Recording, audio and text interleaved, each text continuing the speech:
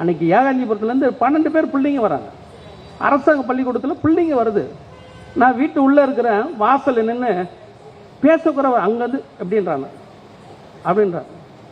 அப்படின்றாங்க வாயில் சொல்ல கூட தெரியல.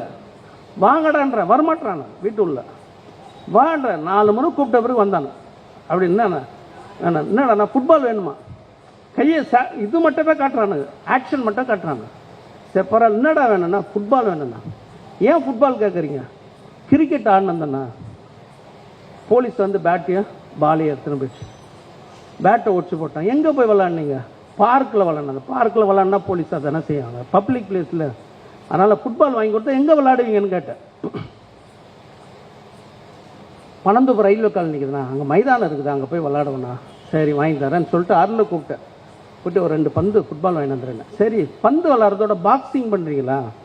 ஏன்னா வேலை வாய்ப்புன்றது இப்போ பாக்ஸிங்கில் மட்டும் தான் இருக்குது, ஃபுட்பாலெல்லாம் வேலை வாய்ப்பு எம்ப்ளாய்மெண்ட்டே கிடையாது. நீங்கள் பாக்ஸிங் பண்ணுறீங்களாண்ணா? பண்ணுவேண்ணான்றான். அப்பயே அவனுங்க ஆட ஆரம்பிச்சிட்டான். என்னடாண்ணா அண்ணா நான் நல்லா சண்டை செய்வேனான்றான் ஒருத்தர். என்னோட இன்னும் 2 பேர் நல்லா செய்வானுங்க நான் சண்டைன்றான். அவனுக்கு லாங்குவேஜில் சொல்கிறானா இவனை நல்லா போடுவானா சண்டைன்றான். சரி எல்லாம் கிட்ட வாங்கி தரேன், பாக்ஸிங் பண்ணுறீங்களா ஸ்போர்ட்ஸு, அவர் வேலை கிடைக்கண்டா அப்படின்னா. சரிண்ணா நாங்கள் பண்ணுறோம். நான் சரி என்ன படிச்சிங்க அப்படின்னா, 12 வயசு 12 பேருங்க குழந்தைங்க, 7ஆவதுன்றான், 6ஆவதுன்றான், 8ஆவதுன்றான். 12 பேரில் 4 பேர் பள்ளிக்கூட ட்ராப் ஆகிட்டாங்க. 8 பேருங்க, 8 பேர் இது போல் ஹேண்ட் பிட்டு போஸ்ட் வந்து வீட்டில் இருக்கும். இதை கொடுத்து படினம்பா. 7ஆம் கிளாஸ் படிக்கிற குழந்தைங்க இப்படி பார்க்குறான், பார்த்துட்டு அப்படின்றான், பரவாயில்ல படி, தப்பாக இருந்தவரை படி அப்படின்றான்.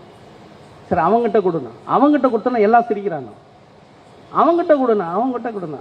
எதிர்க்க போஸ்ட் வந்து சரி எல்லாம் சேர்ந்து அந்த போஸ்ட்டை படிங்கன்னா தமிழ் படிக்க தெரிலங்க. பள்ளிக்கூடம் இருக்குது, அரசாங்க பள்ளிக்கூடம், ஆசிரியர் இருக்கிறாங்க, தமிழ் படிக்க தெரிலங்க. உடனே சரின்னு சிஸ்டருக்கு ஃபோன் பண்ணேன், ஏம்மா சரின்னு எங்கே இருக்கிறேன்னு. நான் வீட்டில் தானே, உடனே கிளம்பி வாமாண்ணா. ஏன்னா நான் சொல்கிறேன், இது நான் மேடையில் பேசுறது உண்மையான்றது ஒரு நம்பிக்கை இருக்குனால வாமாண்ணா நீங்கள் பாருங்க. இப்போ கவர்மெண்ட் ஸ்கூலில் படிக்கிறானுங்க, ஆசிரியர் இருக்குது, கட்டணம் இருக்குது, எல்லாம் இருக்குது, பாரு குழந்தைங்க பாருங்க. அதுக்கப்புறம் குழந்தைங்கிட்ட ஜாலியாக பேச ஆரம்பித்தேன். டேய் ஒன்றும் இல்லைடா, இது அவமானம், நீ பட தேவையில்ல. இப்போ யார் நடத்துகிறா ஸ்கூலில்? எஜுகேஷன் மினிஸ்டர் யார் நடத்துது? கவர்மெண்ட்னா யார்? ஜெயலலிதா அந்த அம்மா இருக்கு. அந்த அம்மாவுக்கு தாடா அவமானம், உனக்கு ஒன்றே அவமானம் இல்லைடா. இந்த தமிழ் படிக்க தெரியலன்னா, அவங்க ஆட்சி காலத்தில் அவங்க நடத்துகிற பள்ளிக்கூடத்தில் ஒரு குழந்தை படிக்கலைன்னா அவமானப்பட வேண்டியது அந்த அம்மா. அதுக்கு முன்னாடி இருக்கக்கூடிய திமுக ஆட்சி அவங்க அவமானம் பண்ண. நீ ஏன்டா அவமானம் பண்ண, நீ ஏன் சொல்ல அவமானப்படுற, அதெல்லாம் ஒன்றும் இல்லை, படிக்கலாம் அப்படின்னு கொஞ்ச நேரத்தில் உட்காருங்க பந்து வருது அப்படி போயிட்டு வரதுக்குள்ள எப்போ அந்த அக்கா கையை பிடிச்சுன்னுக்குறாங்க எல்லாமே.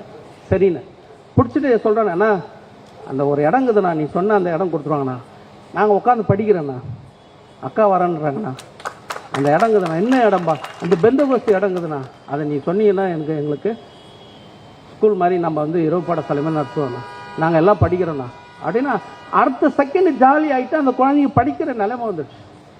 அப்போ ஊக்குவிக்க வேண்டியது யாரு? இது போல தான் நிலைமையே இருக்குது. ஏன்னா நான் கவர்மெண்ட் ஸ்கூலில் படிச்சதாலும் எனக்கு அந்த அனுபவம் இருக்குதுன்ற. முகத்தை பார்த்து ரேங்க் போட்டுருவாங்க அந்த காலத்துலலாம். நான் எப்போ பார்த்தாலும் 3rd ரேங்க் தான் வருவேன், எப்போ பார்த்தாலும் 3rd ரேங்க். 6ஆம் கிளாஸ் பண்ண பிறகு தான் ஆர்பிசி ஸ்கூலில் படிக்கும் போது தான் பின்னி படல் எடுக்கிறாங்க. என்னடா படிக்க தெரியல, எப்பரா நீ 6ஆம் கிளாஸுக்கு வந்தேன்றாங்க. ஏன்னா அப்போல்லாம் வந்து 5ஆம் கிளாஸ் வரைக்கும் அந்த அளவுக்கு அவேர்னஸ் இருக்காது கவர்மெண்ட் ஸ்கூல்னா. ஒரு 10ஆம் கிளாஸ் பாஸ் பண்ணுறது அப்போல்லாம் 5%, 5%, 7% தான் இருக்கும். 12ஆம் கிளாஸ் பண்ணுறது இது இன்னும் சுத்தம். அப்படியெல்லாம் இருந்த காலம் இருந்தது. இப்போ ஓரளவுக்கு பரவாயில்ல, இப்போ எல்லா குழந்தைங்களும் இப்போ தெளிவாக இருக்குது. இப்போ இந்த நேரத்தில் ஒரு எஜுகேஷன் சிஸ்டம் உருவாக்கி ஆங்கிலம் மஸ்ட் உலகம் முழுக்க இன்னைக்கு இருக்கணும், ஆங்கிலம் தேவை. ஜெய் பீம், ஜெய் பீம், ஜெய் பீம்.